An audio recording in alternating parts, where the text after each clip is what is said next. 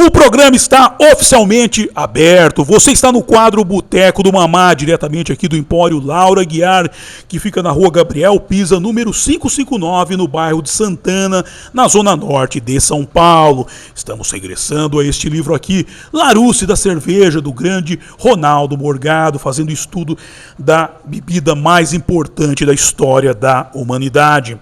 Na obra Larousse da Cerveja, Ronaldo Morgado, seu autor, escreveu que uma peça da Suméria, conhecida como Monumento Blau, de 4000 a.C., mostra a cerveja sendo oferecida à deusa Nin-Arra. Nota, na verdade são duas placas. Com um detalhe, são duas planilhas, sim, não é nenhum código sobrenatural, algo místico, uma oração à deusa, nada disso, são apenas planilhas.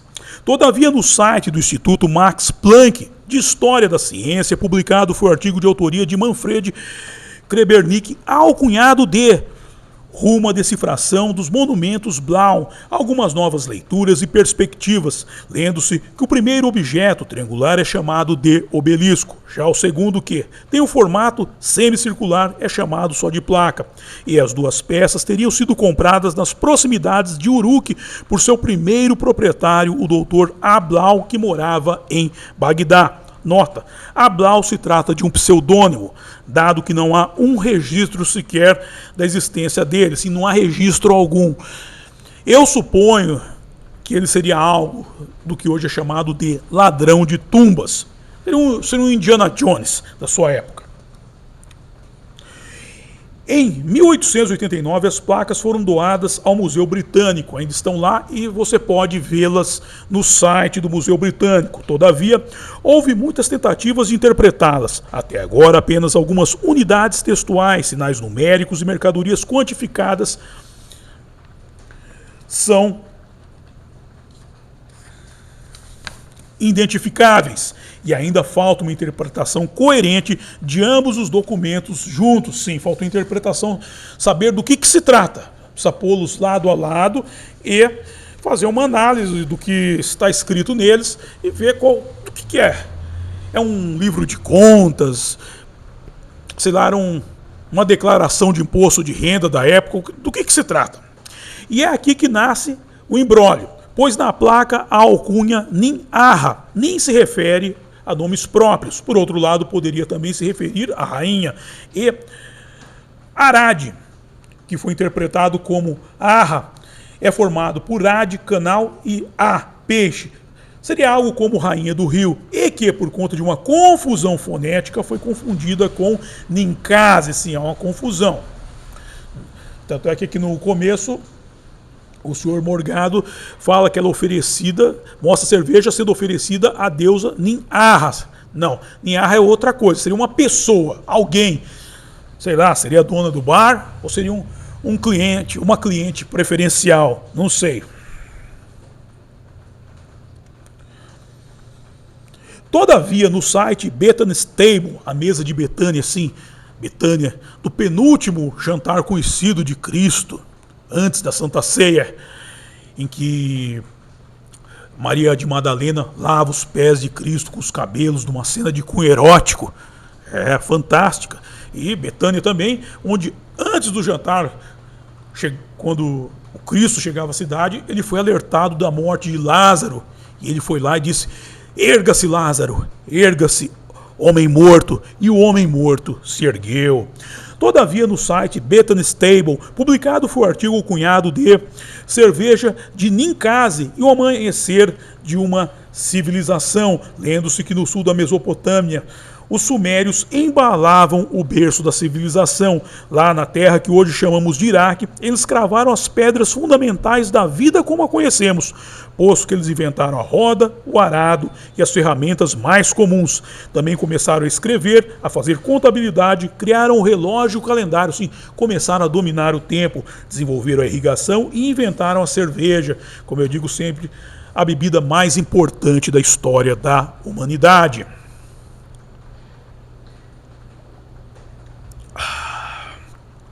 Entre os rios Tigre e Eufrates, os sumérios criaram sistemas e estruturas para gerenciar a primeira comunidade gregária. para a qual a cerveja era a vida. Aliás, alguns acreditam que a cerveja foi de fato o mote da civilização. Eu não acredito, eu tenho certeza. Posto que tanto os homens como as mulheres de todas as classes sociais consumiam cerveja. E o Código de Hammurabi, escrito em uma tábua de basalto, estabelece algumas regras rígidas para a administração das cervejarias. Sim, os donos de cervejaria, dono de boteco, já criavam problema naquela época. Determinando, por exemplo, que o proprietário que cobrasse a mais dos clientes fosse passível de morte por afogamento. Sim, porque o cara chegava lá, quanto cerveja você bebeu? O bebaço, 3, não, que tá 4, 5, 6. Eu conheço essa história. Ademais, há o hino a Ninkasi, que tem 4.000 anos de existência e celebra a deusa suméria da produção de cerveja.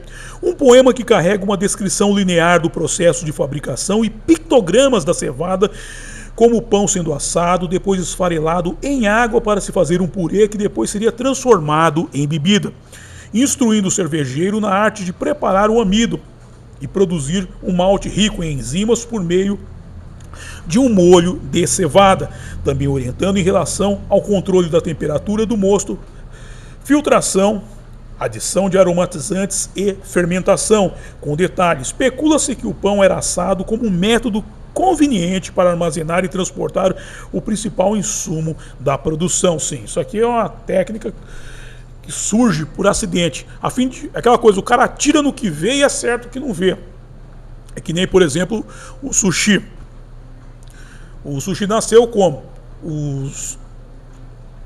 Principalmente os chineses, depois essa prática chegou ao Japão e no Japão se estabeleceu, eles queriam preservar a proteína. E como eles não tinham geladeira, eles precisavam usar algo que garantisse a longevidade da proteína. E o amido cumpria esse papel. E assim eles preparavam aquele arroz, colocavam o arroz, a proteína grudada no arroz e enrolavam com a alga. Cortavam, e esse é um método que até hoje é aplicado no sushi. Cortar, só fazer cru mesmo, comia, já estava pronto. Você vê uma refeição prontinha. Hoje o pessoal fala de fast food, eles já tinham um fast food naquela época.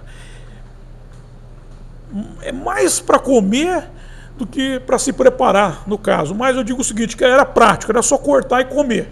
O tempo de preparo é outra história.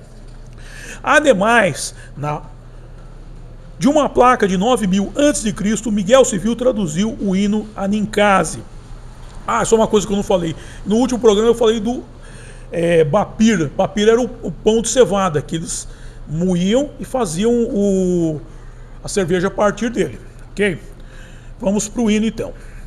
Antes de seguir, eu digo explicitamente que não há as medidas, contudo, implicitamente elas estão lá. Tudo porque no Oriente há algo chamado gematria, que é uma numerologia em que cada letra, seja em hebraico ou em sumério, tem um valor. Por exemplo, vamos fazer a numerologia da palavra cerveja. Eu vou fazer a numerologia tal como ela é praticada no Ocidente, como qualquer numerólogo faz, não como lá.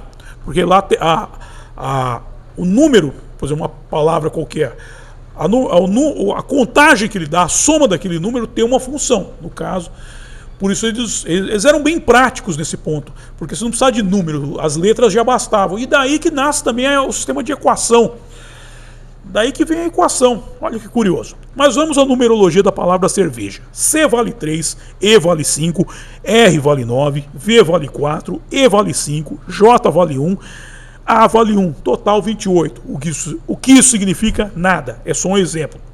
Sem mais, vamos aos versos. Nascida de água corrente, cuidada com ternura por Nin-Ursaki, a senhora da montanha sagrada, que eu suponho se tratar da medida de água, nascida da água corrente, cuidadosamente cuidada por Nin-Ursaki.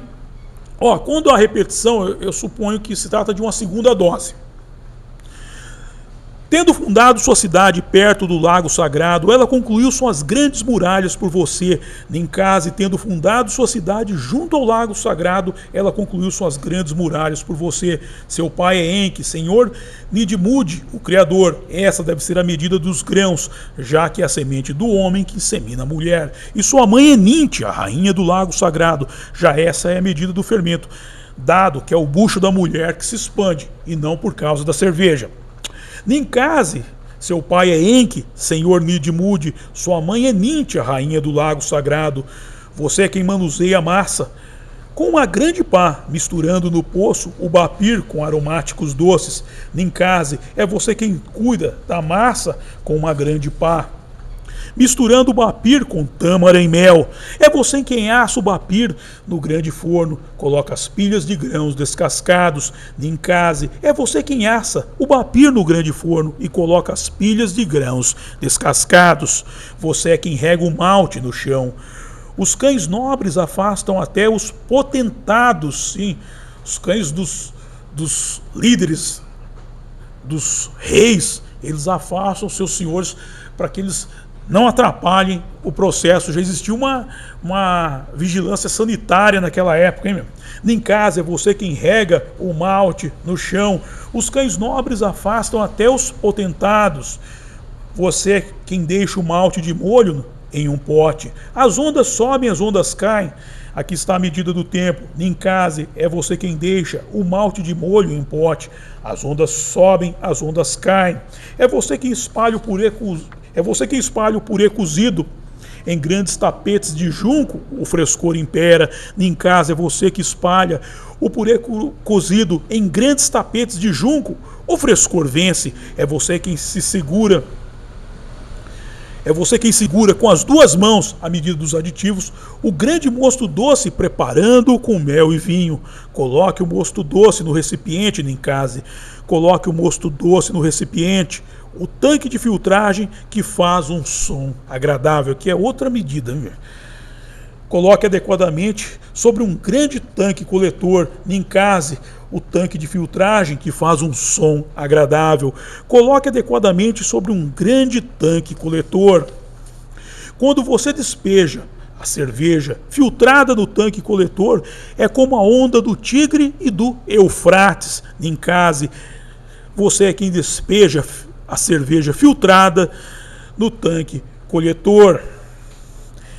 É como a onda do Tigre e do Eufrates, sim.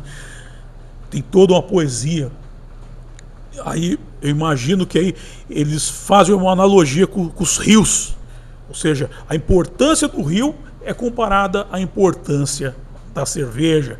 Que o rio para eles é a fonte da vida. Você vê o Nilo. O Nilo é tudo na vida dos egípcios. Os egípcios eles marcavam quando o rio estava em alta, quando estava em baixa. E até tem a parte bíblica em que com seu cajado Moisés fere as águas no Nilo. Então é isso aí, gente. Essa é mais uma parte da história da bebida mais importante da história da humanidade. E dito isto, quero agradecer a todos vocês que me acompanharam e até a próxima. Bye!